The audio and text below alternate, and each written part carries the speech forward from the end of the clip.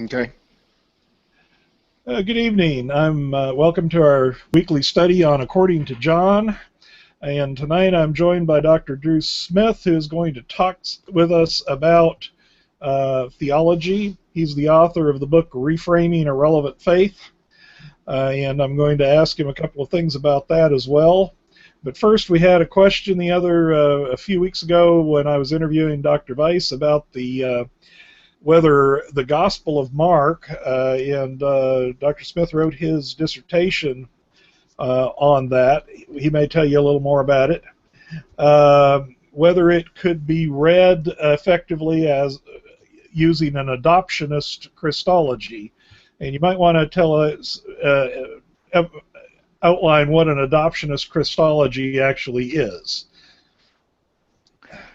Well, the short definition would be the idea that Jesus was adopted by God as the Son, versus what you find in the Gospel of John, where there are, in the early chapters there, the reference to the pre-existence of Jesus, and of course the same with Paul and stuff. So the adoptionist view would say that Jesus was adopted by God as the Son, that God saw something in Jesus and chose him to be the Son. So certainly John doesn't start out with an adoptionist view, since you start with a pre-existence with the prologue. But Mark, on the other hand, just kind of dives in. It's very abrupt. Of course, I guess you could probably say Mark is a bit abrupt as a gospel all the way through, wouldn't you? Yes, I think it is abrupt all the way through. Let's get to it immediately. When you get towards the passion narrative and stuff, but everything leads up to that.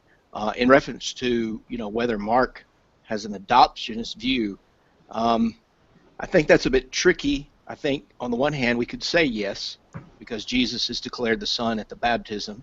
There's no pre-existence. There's no reference to virgin birth. There's no reference to any miraculous signs of his birth.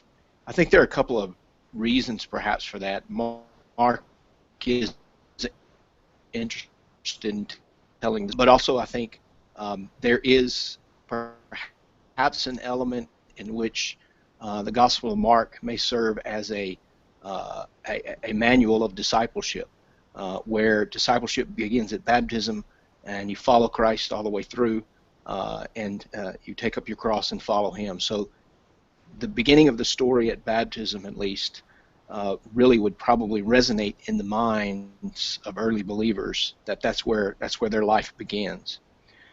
On the other side of it, in my dissertation, which was written at University of Edinburgh many years ago, but nevertheless was focused upon the literary character of God in the gospel. So I was doing a theology of the narrative, but encapsulated in that theology is this Christology.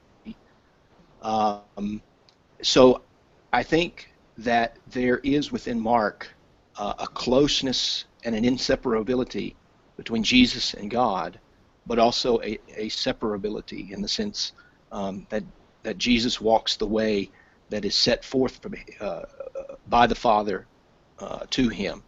Let me give you an example of kind of what I mean, that it's more than just an adoptionist. There are a few occasions which Jesus talks about how I have come.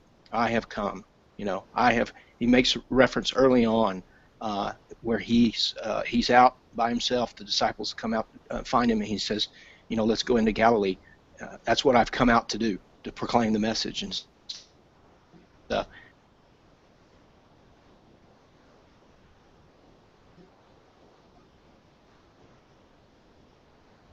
And those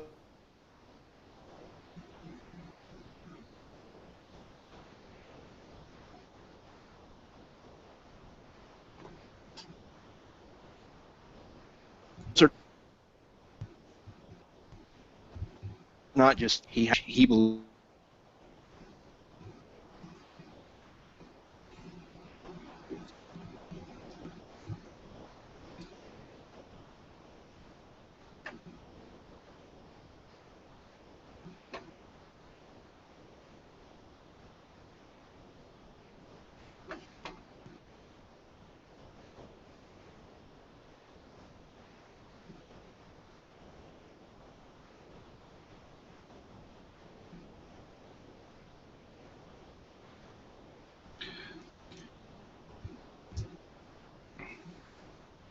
Okay, we may be having some technical difficulties.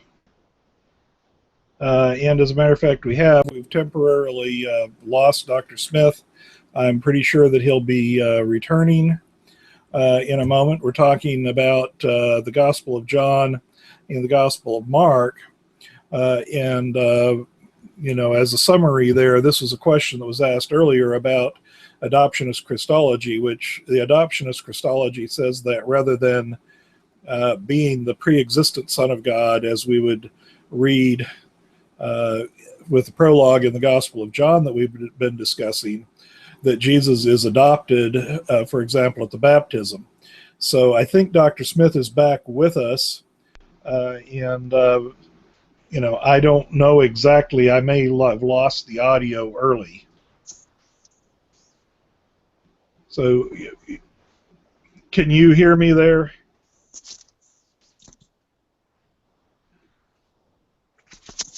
I can see you, but I can't hear you. You can't hear me now? Okay.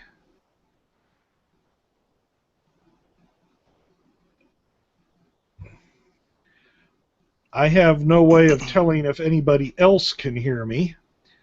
Uh, so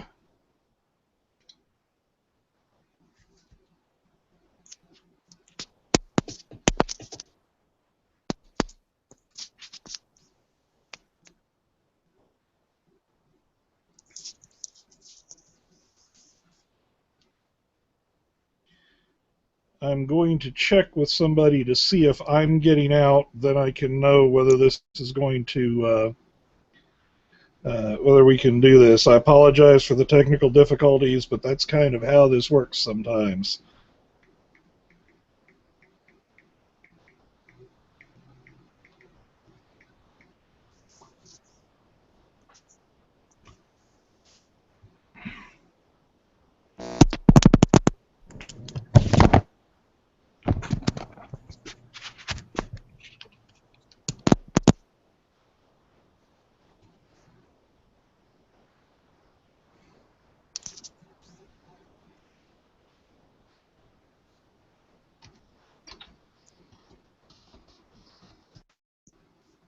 Video's coming in clear, but I can't hear you. I don't know if you can hear me.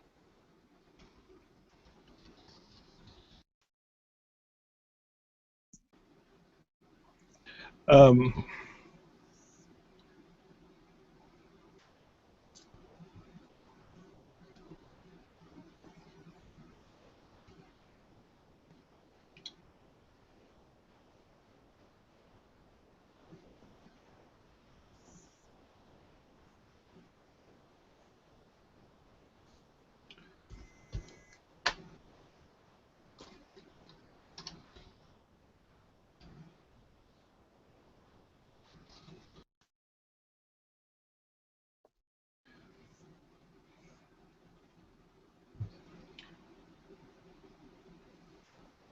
okay, we'll be working on the technical difficulties here for a moment.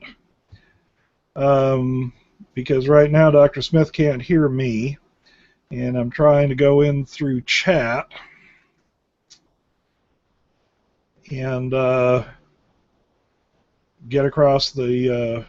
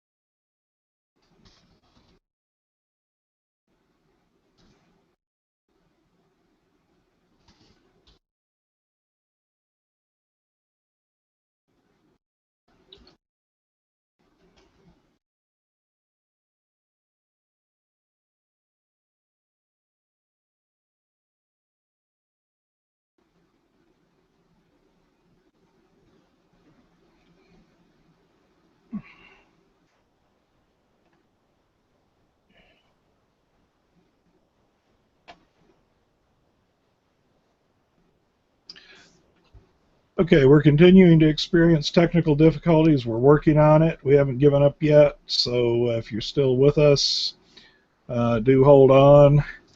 Uh, we'll see where we go from here.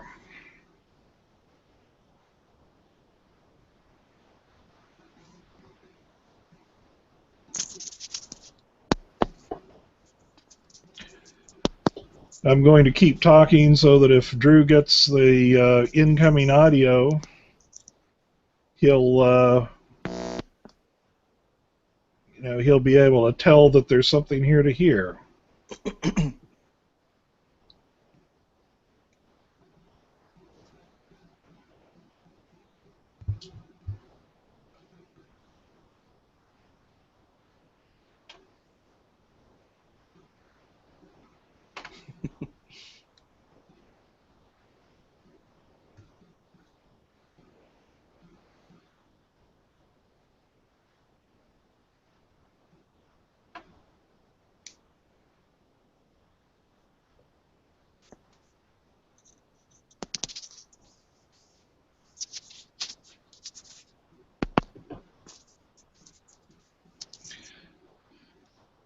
Can you hear me?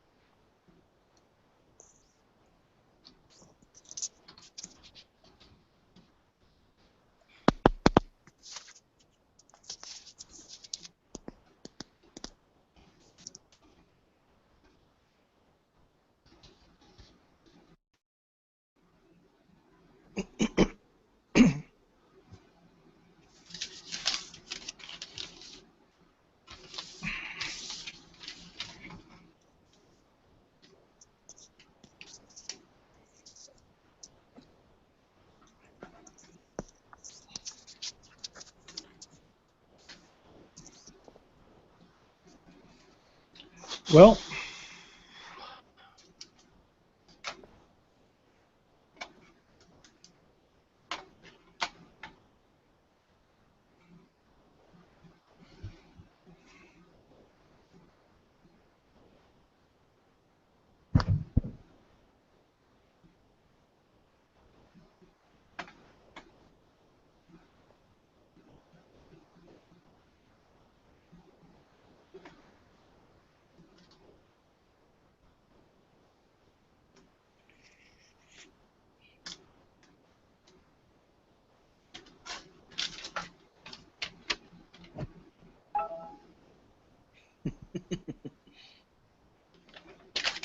Chat.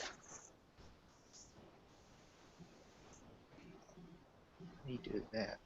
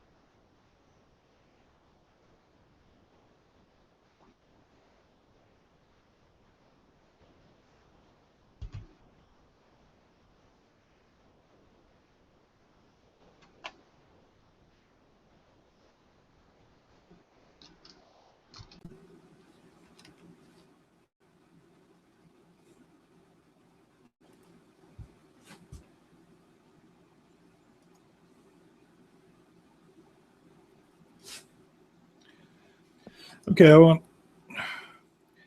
can you hear me now?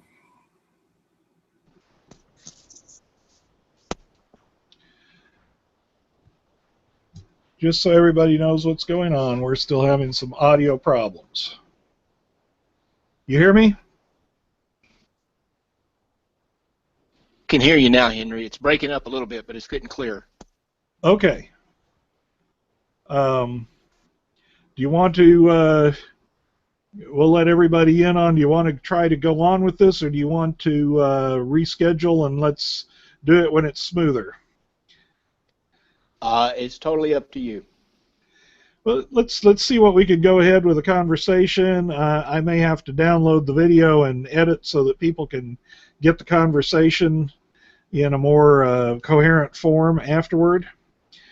But my experience with these is that we only have single-digit viewers at live, and most of the views come afterward anyway, so I can edit all that out. Right, right. So we're getting down to the point to try to get back into the topic.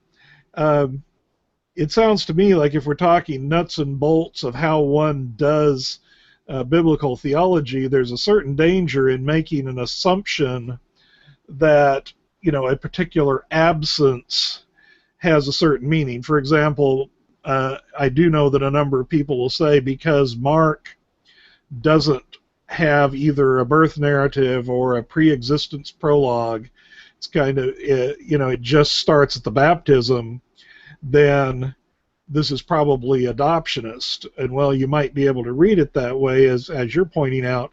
That's not the only reason that might be, because if it is a guide to discipleship, then that's a completely different reason for starting at the baptism. So there's one has to look at all of the possibilities in dealing with, and coming up with the when we were to say what is the theology of Mark or what is the Christology of Mark.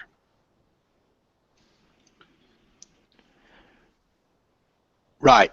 And, I think I would not hold to an adoptionist Christology. And in fact, I don't even like those kinds of terms in that sense, because I think it's maybe putting something on the text that is perhaps foreign to the text. I guess that's, the best word I can find. But, I think what Mark, if you look at Mark, you can look at the Christology in a couple of different categories, I think. One, of course, is the Christological titles that are associated with Jesus, Son of God, Lord, Christ, the Holy One of God, other ones that don't bounce off the top of my head at this point. But on the second side of that, in another category, you can look again at what Jesus says about how he has been sent by God. He has come. He acts for God in the sense of, particularly in the sense of his miracles, this sort of restoration that is promised, and he speaks with authority for God. Right off the bat, he's challenged, by the religious leaders, particularly related to doing things on the Sabbath, and he refers to himself as Lord of the Sabbath. Well, nobody's Lord of the Sabbath except God. So again, there's this very closeness between Jesus' own understanding of himself and what his understanding of God is. And it all goes back, in my mind, with that baptism, where he has this revelatory experience. It is Mark who says that the heavens were opened or ripped apart, and the voice said, "You are my beloved Son." So this is a religious experience that Jesus is having in this sense, in which he sees his relationship with God. Okay, so one of the key points and one of the main reasons I'm doing the study is to talk about how we do this. And I'd probably like to underline out of what you said, one of the things to do is to let the text speak first instead of coming in, here's my list of Christological positions, which one does Mark support? And so probably one of the first things is to allow the particular text you're looking at to speak for itself before you start shoving it into categories or loading it into creeds. Yes, I think that I think, I was trained as a biblical interpreter. I mean, as a biblical, I wouldn't consider myself necessarily a scholar, but we'll use that term for right now. Uh, you know, but I do have some theological background, but I wasn't specifically trained as a theologian in that sense. I didn't do my PhD in theology. I did my PhD in New Testament and early Christianity. And I think that in and of itself shows, and this has been written about in a number of books where contributions have made from those who are biblical scholars,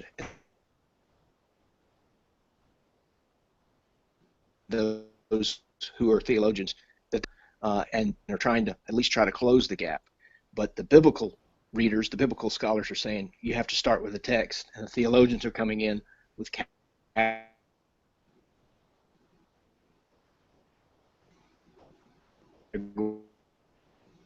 and all of these other things. Yeah, that's interesting. Is probably my own training is even more nuts and bolts than yours. My emphasis was the language. Both my undergraduate and my graduate degrees were sticking with biblical languages, so I spent even less time getting beyond what just the text says, which this whole study that I've been doing has been very interesting using Dr. Weiss's book. What you mentioned something interesting there, that your dissertation you were dealing with the theology of the narrative, the narrative of Mark. And again, speaking of nuts and bolts, because one of these purposes of this study is to look at how this sort of thing is done. When you say theology of the narrative, I don't think that means a lot to most non-biblical scholars.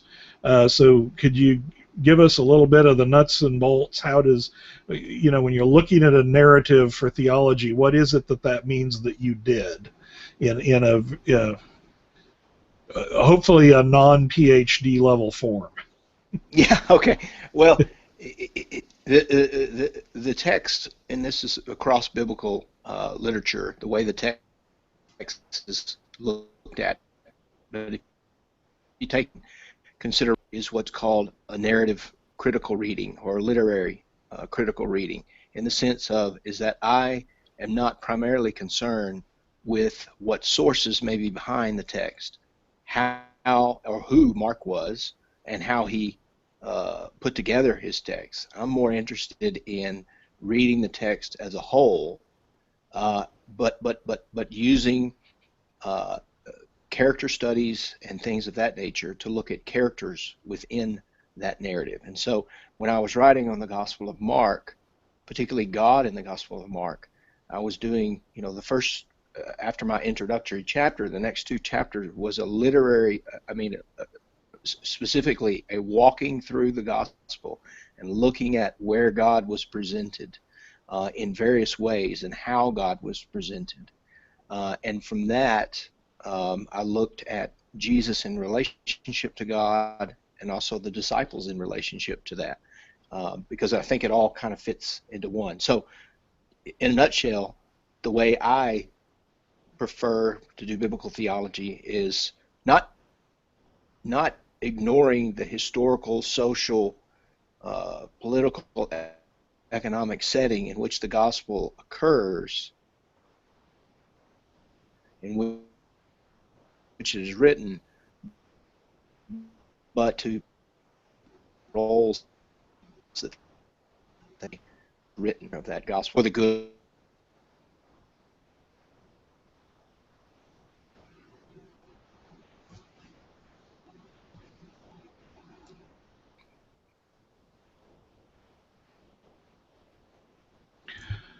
Okay, I do want to tell people I am having a little bit of trouble with the audio, and I don't think that that's actually universal. Sometimes I have a problem with the audio coming in. but it's actually good on the final YouTube video of the event. So we'll see how that went. I want to follow up then with a question, because you start with a literary criticism, which is looking at the characters, and I think people who have done English literature are going to know this. They may be surprised that it's applied to biblical studies. I think the way I grew up when I first encountered literary criticism in college dealing with biblical studies, it was it was a little bit of a surprising way to approach the text. But just to again, to give people an idea, how would you relate the literary criticism, developing theology from literary criticism, with rhetorical criticism, which is definitely different, but it might help us get an idea of what you're doing there.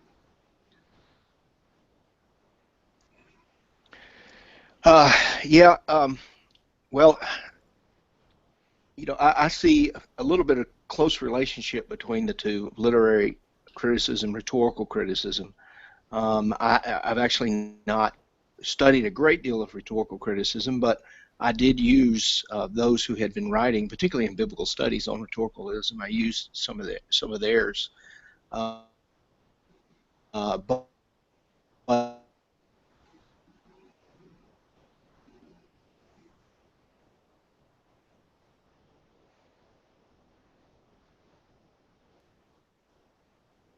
certainly many levels. The literary nature of the gospel. What I was attempting, my own, the structure of the gospel. Of course, I mentioned starting with the baptism. Maybe that is starting with the baptism is a literary device in which this might be seen as a manual of discipleship. Trying to think of some others off the top of my head. Occasionally Mark will use what some have referred to as a sandwich, where he starts one story and he does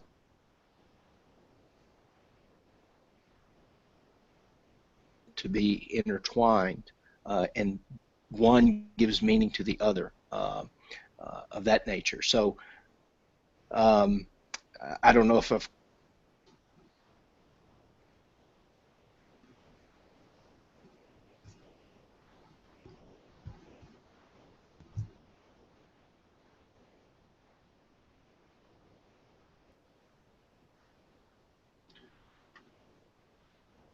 Okay, as far as I heard that, and folks, if Drew and I talk over each other, it's not because we're trying to be rude. It's probably because we're not hearing the end clearly. But that was exactly what I was asking about literary criticism.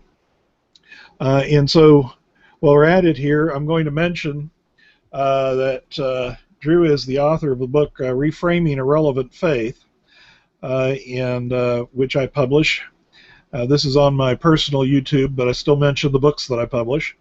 It's interesting to me in that term reframing, and I wonder if you've noticed this. You can comment, Drew, on in the Gospel of John.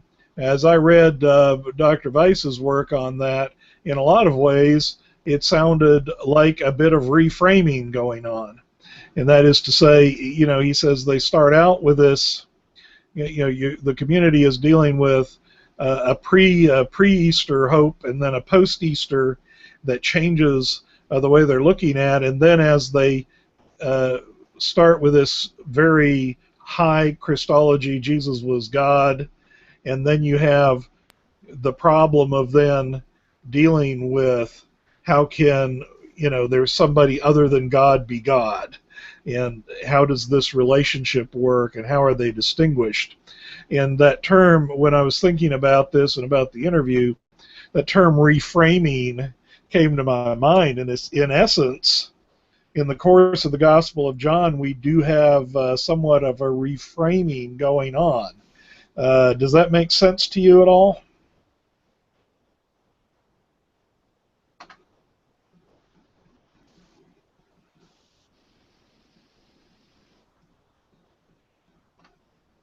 Yeah, I think I caught most of your question, but yeah, I've never thought about that word actually, reframing, but I'll use it. But yeah, I mean, I think perhaps there is a reframing there, or at least uh, a fullness of what John was doing in terms of Christology. Um, uh, as I mentioned to you before we went on the air, I haven't done too much work in Johannine Christology as of late. I try to keep up with Mark and stuff, but yeah, John does have a higher Christology than Mark, um, but I don't. John sees Jesus as human too. Mark sees Jesus as a human, so there is that humanity and then that divinity. I think maybe not as prevalent in Mark, but there are certainly clues to that, and so maybe John was reframing it to make it a little clearer from his perspective, anyway. Yeah. Some of us on studying John don't see it as all that much clearer, I guess. Well, I guess you've been, yeah, yeah. That was just an overstatement, I think.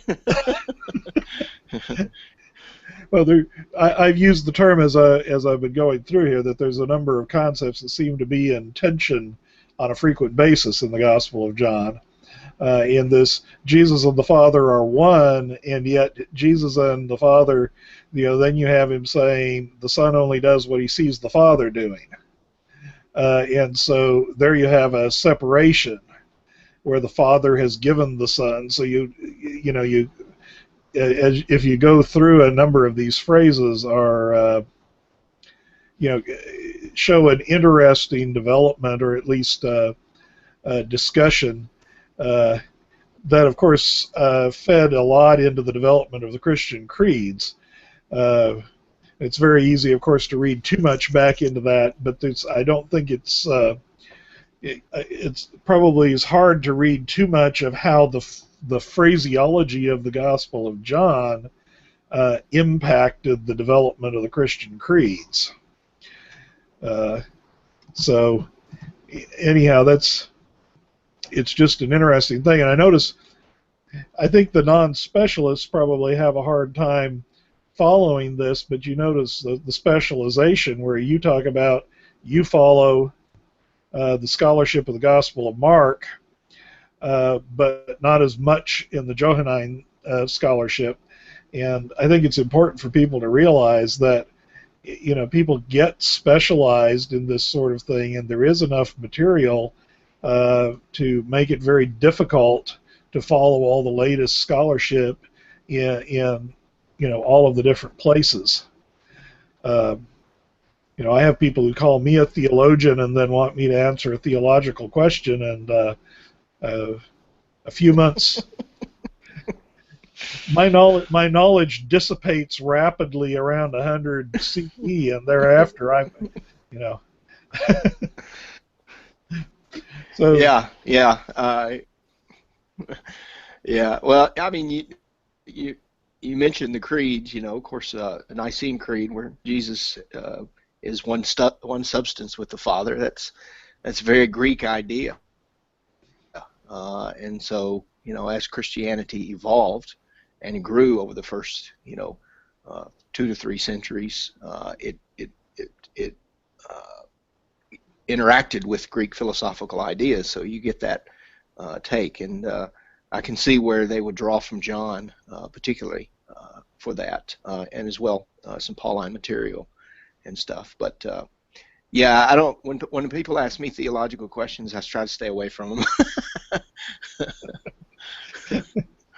of course, now in your job because you both are in the university, but you also do some preaching as you are an ordained minister, I understand. And so That is you correct. can't always avoid, yeah, you can't always avoid theological questions. Well, I can't avoid them, and I do get them, and I get some tough ones. And there are many times when I just have to say, I don't know.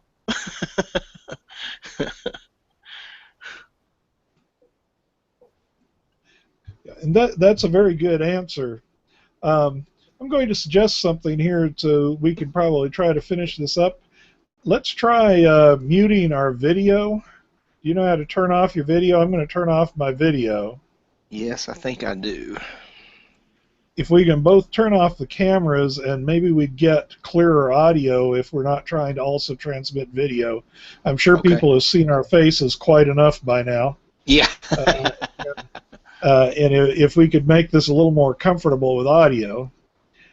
So we'll see how that works for a minute.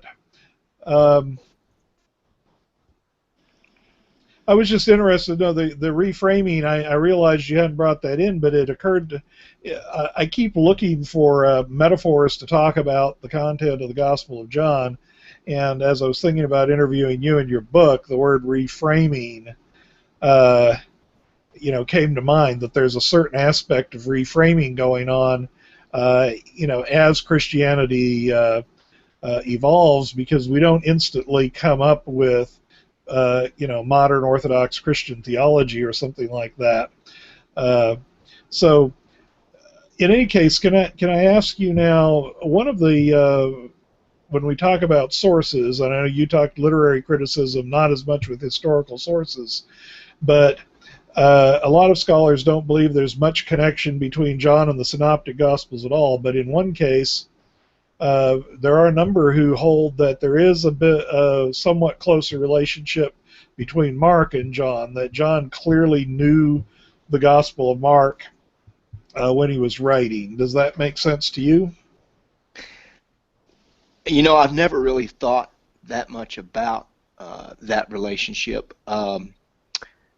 I suppose, well, anything's possible. The probability of it might be likely, but as I'm, just sitting here thinking, I just, wonder to what extent that relationship is there. Because, if it is there, why did John change? Why did John put the temple cleansing, if we can call it that, more towards the beginning, where Mark clearly has it more towards the end? I think that would be one specific example that would come to mind. I think I'm correct in remembering, but John doesn't. It says that John baptizes Jesus, but there is no specific act of baptism where you do have in Mark.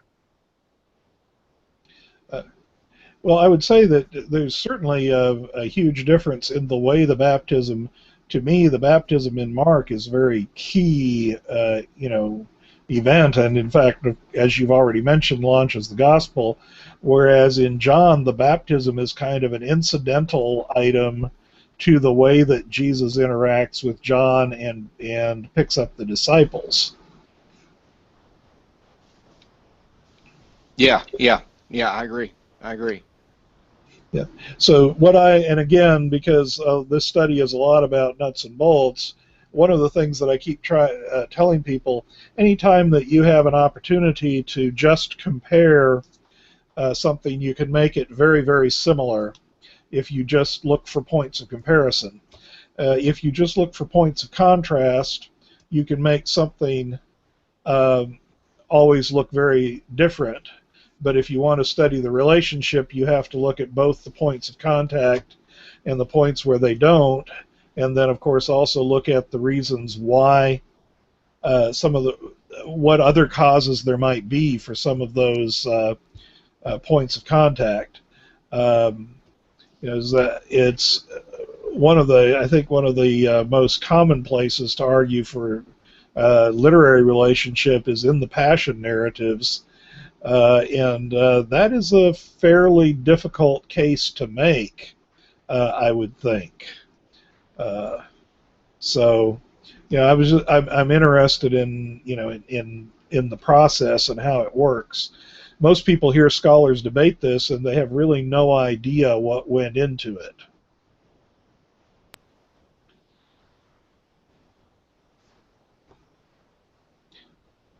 So, I don't know how you're hearing me, but go ahead if you're hearing me and got the end of that.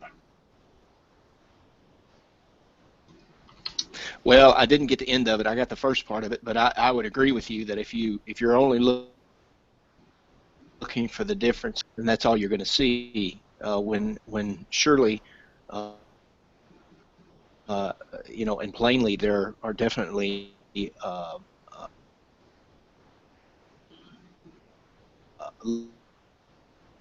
lots of similarities between all four gospels. But I think about that whole, it would have to include issue historically is that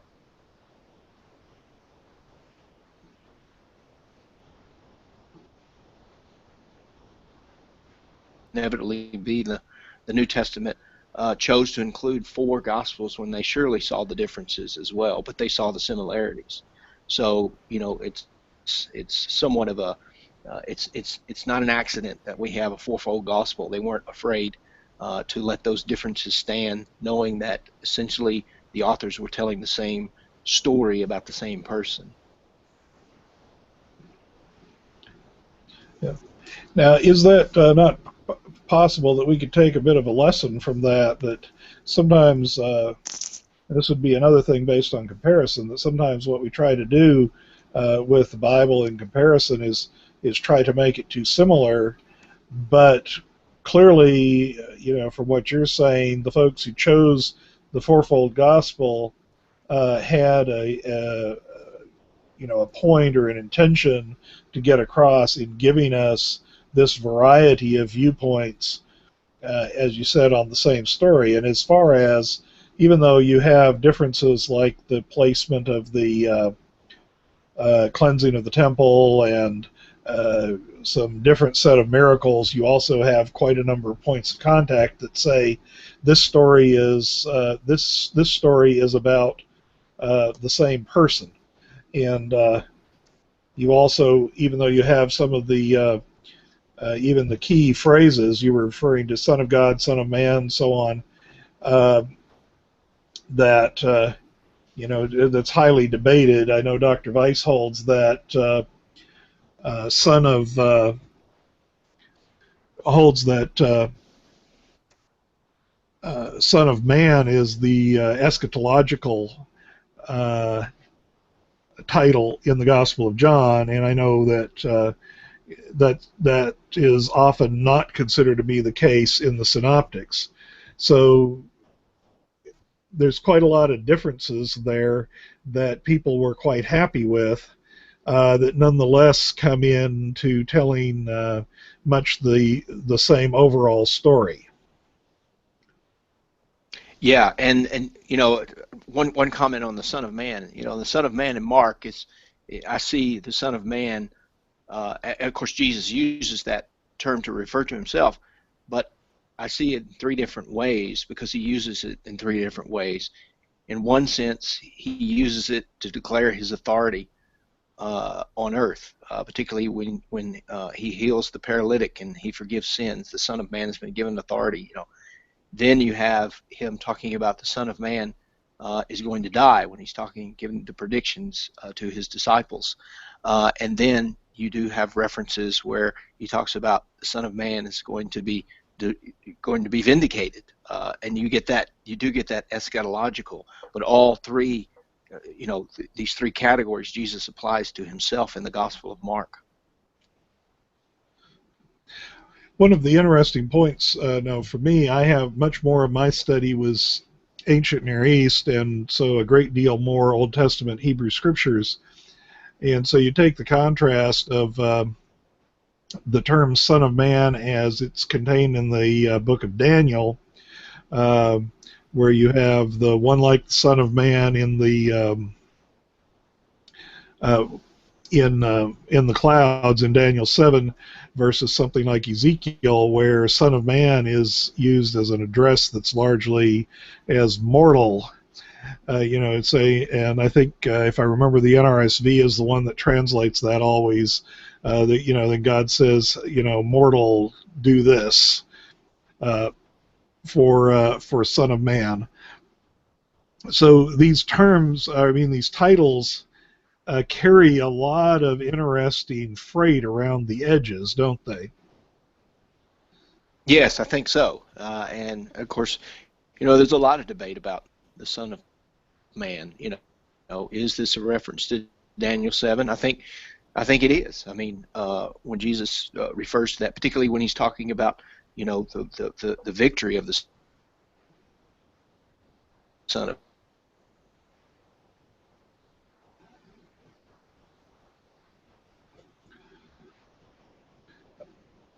Okay, I think. Okay. I think I just talked over you there for a minute, but now I think you're done. So if we're saying Up to you, himself as the human one.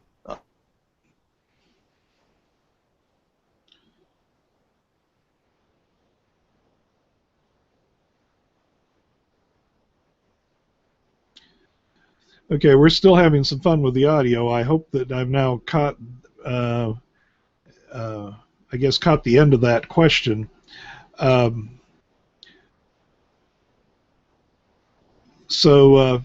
and I'll tell you, folks, I'll probably talk to Drew after this is done and see if we can schedule another session where we can get things through a lot more clearly, because depending on how the audio is coming out overall,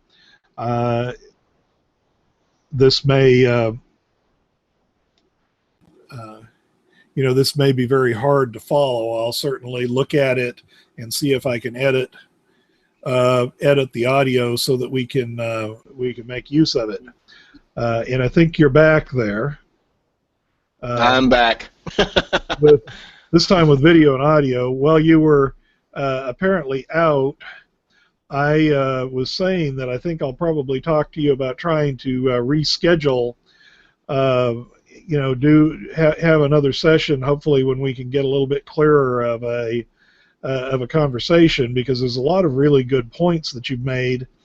I'll have to listen through to the video and see how it went, because just because I can't hear your audio clearly or you can't hear mine clearly doesn't mean that it's not coming out clearly on the video, although very often it will. So Yeah. Go ahead. Yeah, I was just saying that would be great to do this again, to talk some more on this. But I'm hearing you clear now. Yeah, I'm hearing you clear too. So we've still got another 10 minutes to go. So I want to ask you something that's really strictly Mark related, just because it's of general interest. The ending of Mark 16:8. And I know I've actually seen some arguments in favor of the longer ending. My own view of it is that the longer or intermediate or medium endings really don't have a whole lot of chance of being original. But what's your take on that? And if, based on where you end it, why does Mark end where it does? Well, yeah, I would agree that the longer endings and the different ones that are past 16, chapter 16, verse 8, are more than likely, in fact, definitively, I would say, not part of the original text. I think scholars like the late Donald Jewell argued that they shouldn't even appear in Bibles, even in notes. But it's interesting. I have a colleague who teaches psychology here who studies snake handling, and he and I have discussed that passage and its authenticity and stuff. But that's a side note. I think it ends at 16:8, and I think that what you find there is the messenger, the young man in the tomb, telling the women, tell Peter and his others to meet in Galilee. And I think that is Mark.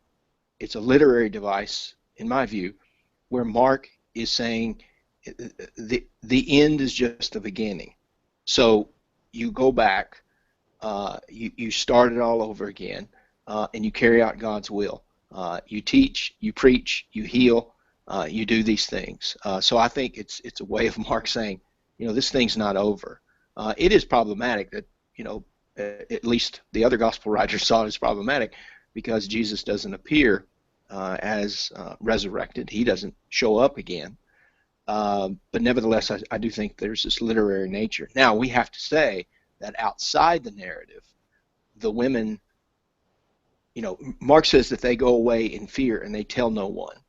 Well, we know that's not true because they told someone, because the message did get out. I like to think that they probably said, take it as that Mark intended to say that they told no one except Peter and the disciples. And so that would also probably relate a bit to your to the manual of discipleship, because that would leave the disciples in essentially, or not the disciples as in the 12, but that leaves the disciple in a good place, where having encountered the risen Christ, you go out and you're left, I think, a little bit more open than we usually think about. Yeah, I would agree. And therein, I think we get to the real, perhaps, purpose of why these writers were writing these stories.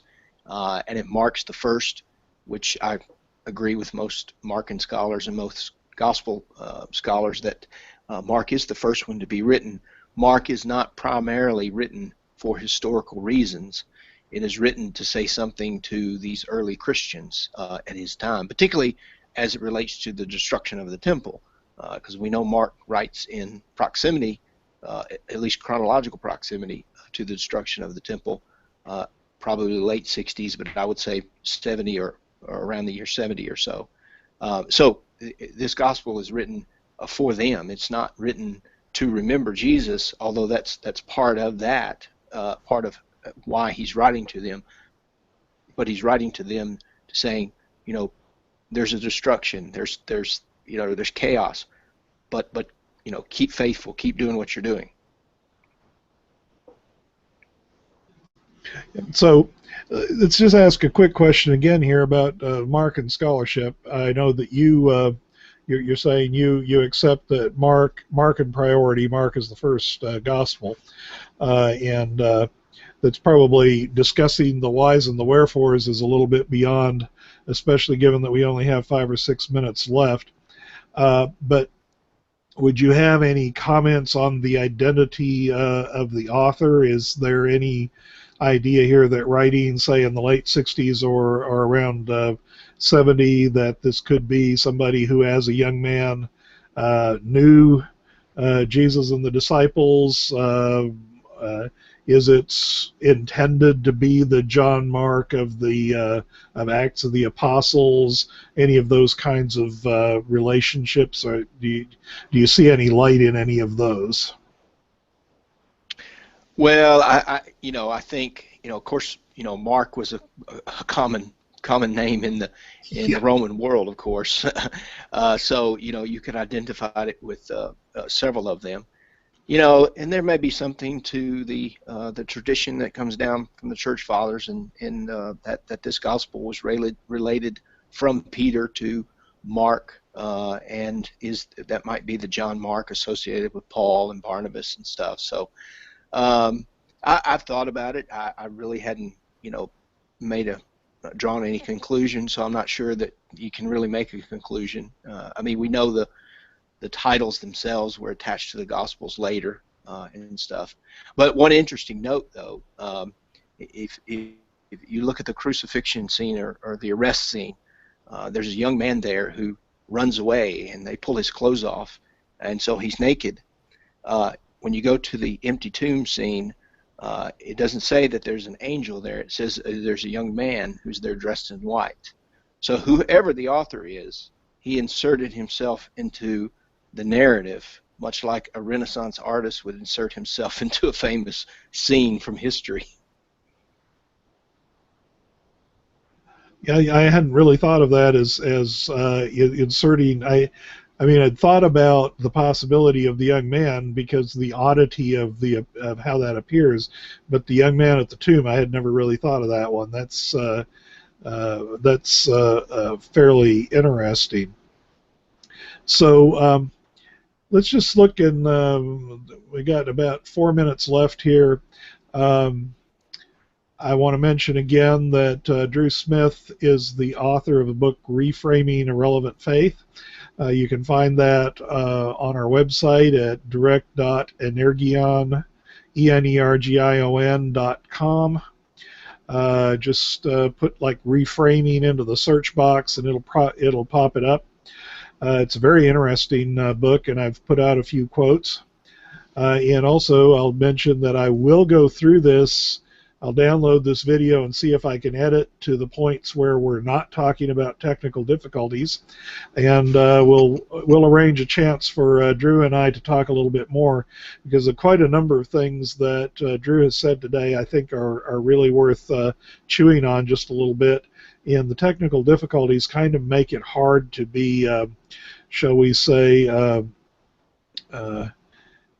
fluent and engaging in our conversation. So, but I'd like, if you have some concluding thoughts, I'd like to give you a chance to say what what you think is important for a reader of Mark or any of the other Gospels today. What would give us a kind of a what would be the top of your mind as both a pastor and a teacher? I would say read the Gospels close. Read them closely, and don't let one Gospel influence your reading of another Gospel, and don't let your assumptions about Christian theology and Christian faith influence how you read the Gospel of Mark. Take Mark at face value and read the text closely. Okay, excellent. Now let me give the schedule. Next week there will not be any study on Thursday night. But on Tuesday night, we don't have the full participant list, but Elgin Hushbeck will be a guest host for our Energion weekly hangout on Tuesday night. The reason there will be none on Thursday night is that I will be traveling, attending the annual conference of the Academy of Parish Clergy. I work with them. I publish quite a number of Academy member authors. If you want to find out more about this event, it's apclergy.org. It's in Buckystown, Maryland, that we'll be meeting. I'll be there displaying books. 4 of our authors will be signing at that event. And I'll tell you, as even a non-pastor, having been there the last, this will be my 4th time at an Academy event. The fellowship, the conversation, the speakers is just very, very, it's a wonderful time to work together. So I'm looking forward to that time of fellowship.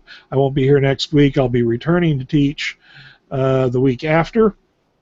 And then on May the 7th, I'll be interviewing Thomas Hudgens. We'll be talking about rhetorical criticism, emphasizing John 17, and we'll also be talking with him about some of the textual issues in the Gospel of John, talking text-critical issues.